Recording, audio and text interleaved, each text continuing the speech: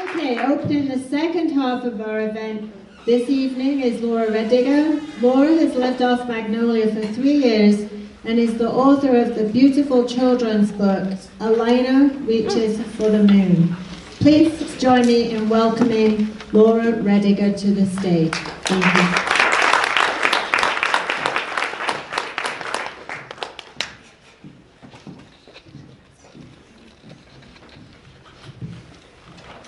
Hi, thank you. I'm going to talk about writing for children, or how I made my childhood dream come true 50 years later. What do you want to be when you grow up? It's a question that everybody's heard, probably most of you have asked many times when you see children. I'm going to get back to your answers in a minute. Right now, I'd just like to talk about why writing was my answer for many years. I had other ideas too, but none of them were really as important or made as much sense as being a writer. The example I'd like to give that didn't make quite as much sense was I wanted to be a garbage collector. I'm gonna hold this. The reason I wanted to be a garbage collector was they came to my house twice a week. And I thought, well, that's a great job. They only have to work 2 days a week. Who wouldn't want that job? It was before I understood that everybody doesn't make the same amount of money, and that these poor fools that were working 5 days a week didn't understand how good the garbage collectors had it. I had no idea they were in other neighborhoods the other days. So that was my childhood thinking. And the reason I am bringing this up is because as a writer for children, it's really important for me to think about how a child's brain works, why they think the way they do. So, going back, what did you want to be when you grew up? Who here remembers what you wanted to be when you were 8 or 9 years old? Raise your hands, please. Most of us, right?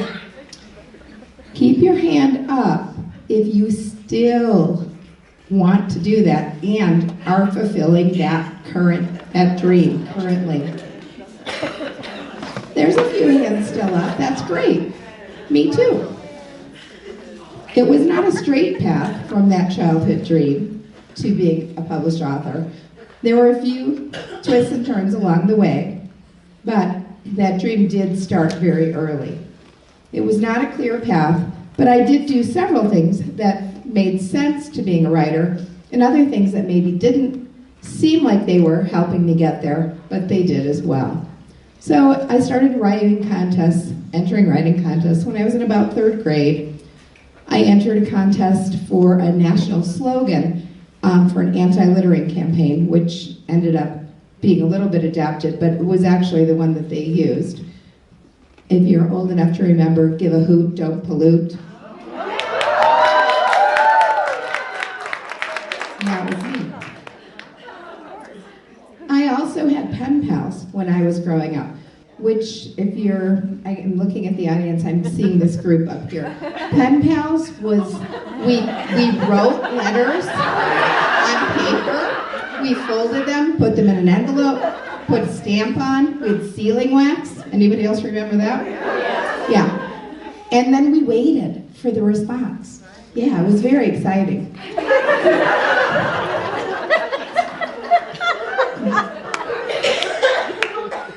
By the time I left for college, I was destined to be a writer. I majored in journalism, I took speech classes. Everybody believed I was going to be a writer when I finished college. My mother believed it so desperately that she saved all of the letters I wrote home when I was away at school. And I actually have them, they're in a shoebox. When I was given this as a gift, well, not a gift, but they were saved. When she died, I was given the box of my own letters. And so right now, I don't think they're really worth that much, but if anybody wants to make me an offer, please come and see me at the table during the reception. During college, I studied rhetoric. I spent a full quarter with Jesse Jackson at his Operation Push offices and attending his Sunday services. When Ralph Nader came to campus, I earned one of the 3 coveted positions to interview him at a campus-wide event.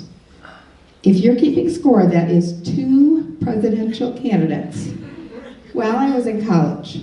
Neither of them won, yes I know, but still, I was less than 20. So, you're probably thinking I had aspirations for a political career, or maybe to be a speechwriter, but that was not my dream. My dream was to write for soap operas. And before you judge me, this was in the 1980s when soap operas were in their heyday. You had Who Shot JR? Okay, who knows that one? What show is that? Yell it out. The Dream.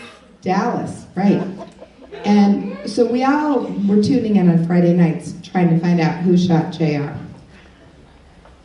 I can give you the answer later. Can't remember right now. The other big soap opera that was always in the news and even made the cover of Time magazine was Luke and Laura's Wedding. General Hospital, that's right. So writing soap operas was kind of a big deal then. I had to decide. I actually did get the job offer. I would have had to move to Los Angeles. I was in the middle of planning a wedding. And instead of going to Los Angeles, I stayed in Chicago, got married. And at this point, who here still watches soap operas? Not very many of us. But, spoiler alert, the 2 that I had gotten a job offer for were Young and the Restless and a spin-off, which was soon to come, called The Bold and the Beautiful. Those are both actually still on the air. So I stayed in Chicago for the next 30 years, and I wore many hats, just like the Peddler in Caps for Sale. Does anybody remember that wonderful children's book? I see a few hands. Oh, You remember that. Excellent. So I'm going to ask for you to help me here if you remember the book well. Just like the peddler who sat under the tree and fell asleep, and then the monkeys all ended up in the tree wearing his hats, and he couldn't find the hats, and he looked everywhere. He looked up, and what did the monkeys do? They made fun. They made fun of him up in the tree. Well, my hats did not get stolen, and I had to balance lots of them over these 30 years on my head. I raised 3 children. I did a lot of freelance editing. I did a lot of work for magazines and court documents, proofreading and copy editing. I also worked for a few different large organizations. I was a volunteer for the American Youth Soccer Organization, which is an all-volunteer organization. I had 2,500 children in my personal program where I lived, near Chicago. I was also a religious educator. And at 40, I decided to go back to school full-time and become a teacher. But I never gave up the idea of wanting to be a writer. While I was teaching, I had lots of work with children. I read lots of books. Of course, I had read lots of books while I was raising my children. So it made sense for me to want to write for children. There's a truism. Write what you know.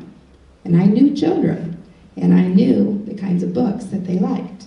So I came out here in 2016, and I was ready to write.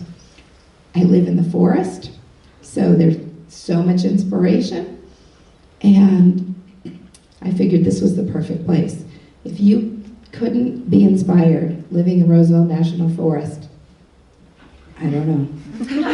So I was inspired by the moon. And my book, ALIANA Reaches for the Moon, was written with the idea that here I was in the first time living where there was no light pollution. I came from Chicago, where there's 3 million people, and now I'm living off Magnolia Road. I had the inspiration, so in some ways, I am the main character in my story, but not really, because it's mostly the children that I raised and the children that I taught in Chicago. So, I'm not going to tell you about that first draft, which wasn't even called ALIANA Reaches for the Moon. I'm going to spare you all those cringeworthy details because I don't have to share them now.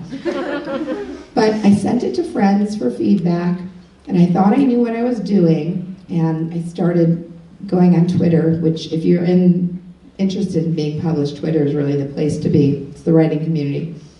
And I followed agents, and I followed other authors, and I thought I was ready. So I sent my original, slightly revised manuscript to a few agents, and one of them, for whatever reason, because you don't usually get personal feedback, sent me back lots of personal feedback that included homework.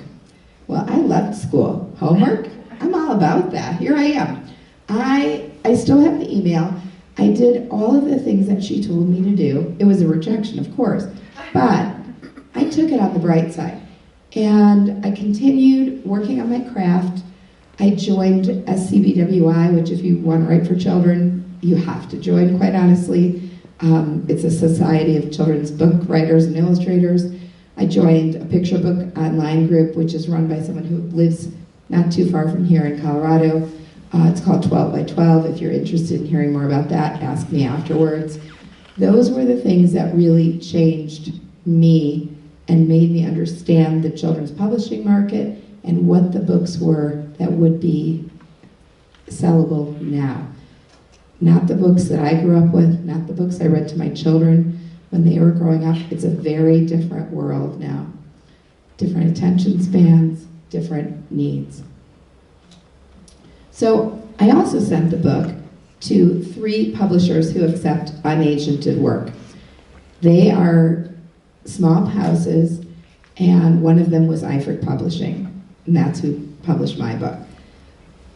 I got that list, that information from my group at the Netherlands Library. I'm part of the Writers Circle. Some of my Writers Circle friends are here tonight. Thank you for coming. Penny Evrig, a month later, sent me back that she was interested in the book and the series I proposed, pending illustrations and lots of revisions. I would send her revisions as I went along. I attended a very important conference the summer of 2017 and really came up with major revisions, which are pretty similar to what the book is as it came out now. Another year of waiting for illustrations. Publishing is a very slow business. My trajectory was actually faster than many, and I thought it took forever. So if you want to be published, you need to cultivate your patience as well. My book came out February 19th to coincide with the full moon in February. That was 2 years after the email that I had sent, exactly to the month of the first email I sent to 3 publishers.